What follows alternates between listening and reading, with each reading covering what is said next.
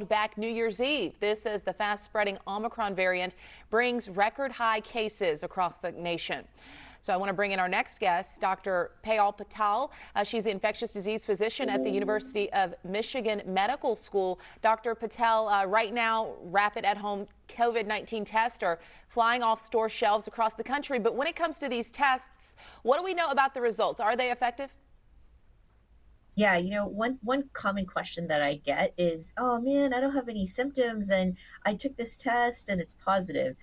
If you have a positive test, you got to go with that result. And so that's what I would take away. If you got a positive test, go with what the isolation guidelines are. Right now, we have so many people out there feeling pretty good, but infected. We're probably going to be seeing that get a little bit worse going into the new year. So if you're lucky enough to get that at home test and you need to be tested, trust the results. Okay, trust the results of the at-home tests. Thank you for that advice there. We want to break it down when it comes to the different types of tests. There's lots of things that we hear, but what is the difference between antibody, antigen, and then PCR tests? What should people be looking for? Yeah.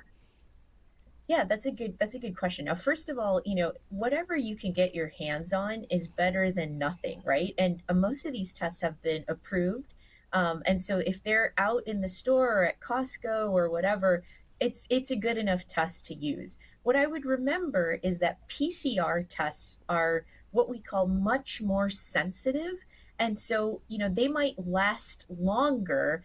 Maybe on day 14, you will still have a positive test than something like an antigen. So the timing of the tests and when you take it can matter. But at the end of the day, I would say if you can get either of those tests, you can trust the results, and that should be enough for now for the listeners. All right, we spoke about getting a positive result, but what if you get a negative result with one of those at-home test kits? Should it be kind of your pass to still go out in a large group and enjoy a holiday party?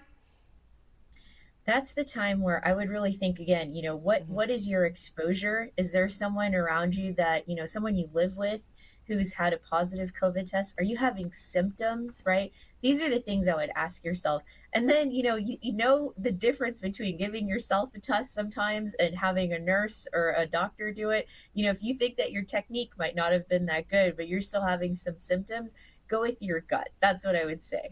For sure. If you're not feeling well, it's still best to probably stay home. I'm not a physician, but I feel like I can confidently give that advice to our viewers. What are some ways that people can celebrate safely? A lot of people are going to go out tomorrow night for the holiday. So, how can they do so as safely as possible?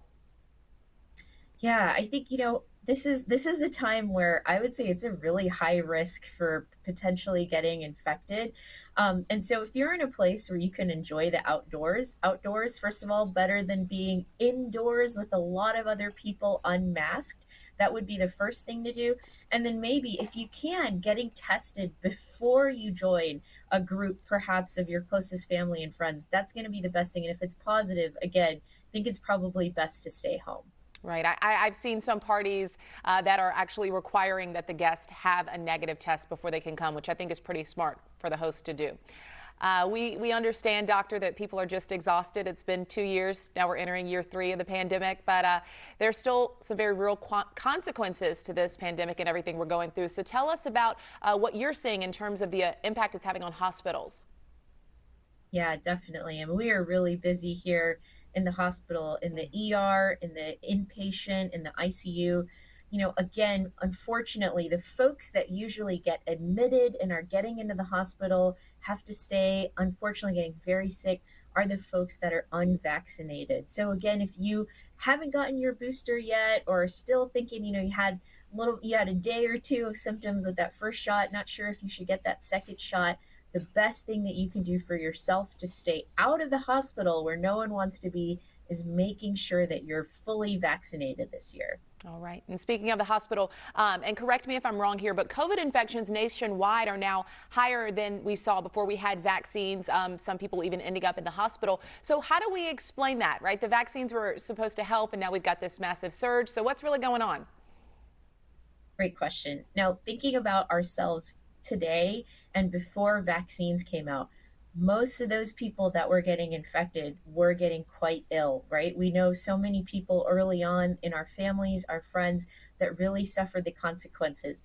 Very different from, maybe not having any symptoms at all, staying home, watching 5 days of Netflix, feeling better at home versus being in the hospital, getting very sick. So I would say thinking about the consequences of those infections and being thankful for what the vaccines have brought us, have let us be with our family for the holidays. I think that's going to be really the thing that we should be thankful for going into the new year. For sure. Dr. Payal Patel, thank you so much for your time and Happy New Year to you.